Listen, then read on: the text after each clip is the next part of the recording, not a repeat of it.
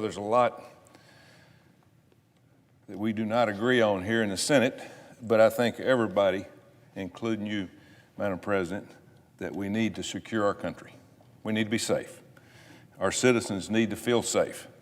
Our job as elected officials is to make sure that those who have stepped up to defend our country have the resources they need to do their job and do it safely. The President's recent budget proposal for the Defense Department does not, and I repeat, does not give our men and women in uniform the tools to do their job properly. It's clear that President Biden thinks we don't need further investment in our military. It's clear he thinks it's okay to ask our men and women to do more with less, and that's impossible. This should alarm the members of this body and all American people. The world has changed a lot in 50 years. When President Biden first came to Washington in 1972, there were two superpowers, the United States and the Soviet Union. Back then, we spent 6.5% of our federal budget on national defense, 6.5. Today, we spend less than 3.5. In 2021, we're facing different but very, very serious threats.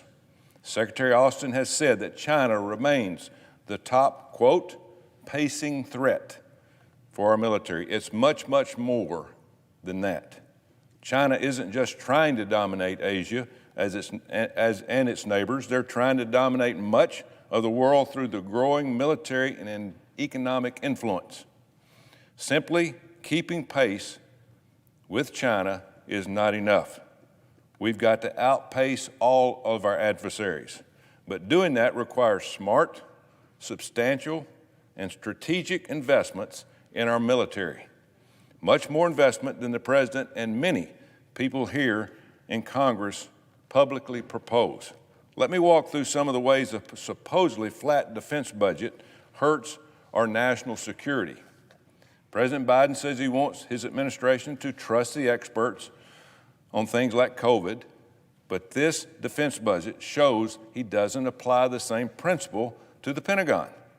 Unlike the President and some of my Democrat colleagues, I think we should take seriously the advice of our commanding generals, for they are the experts in this purview.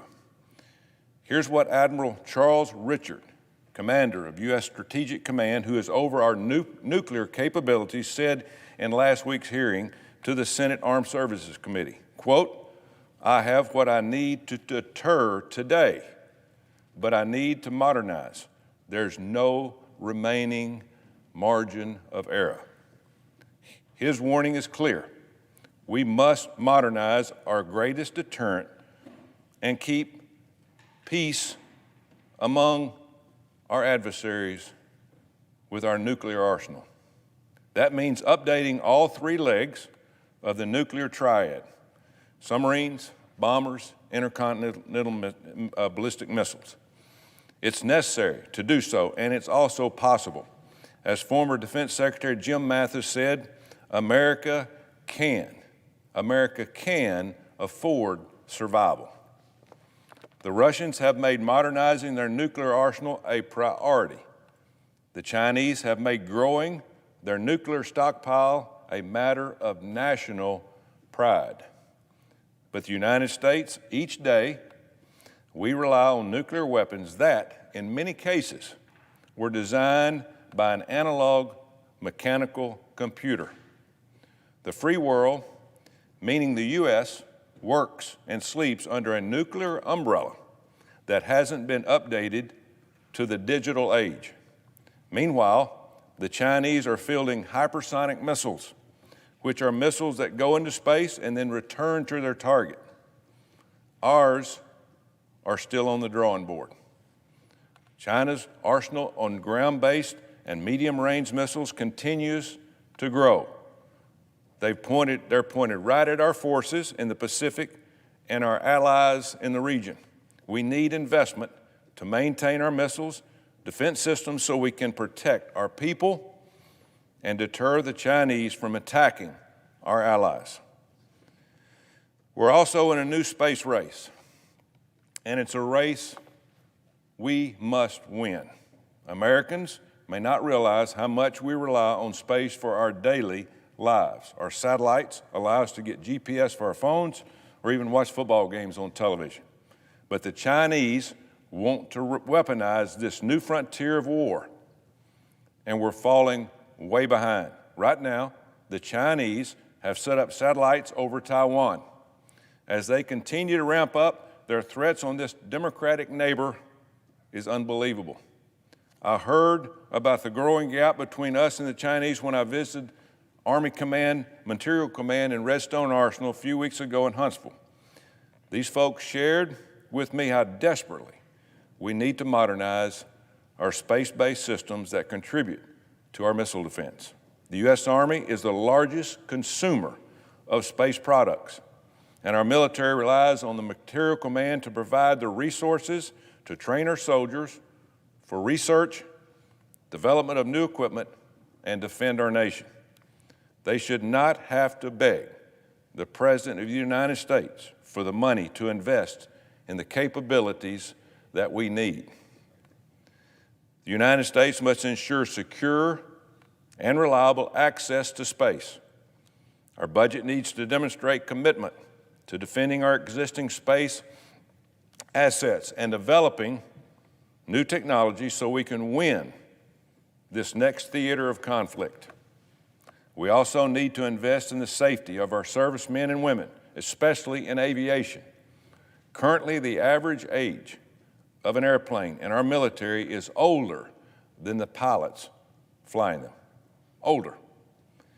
According to a recent report by the National Commission on Military Safety Aviation, the military had more than 6,000 non-combat aviation accidents since 2013, destroying 157 aircraft at a cost of $9.41 billion.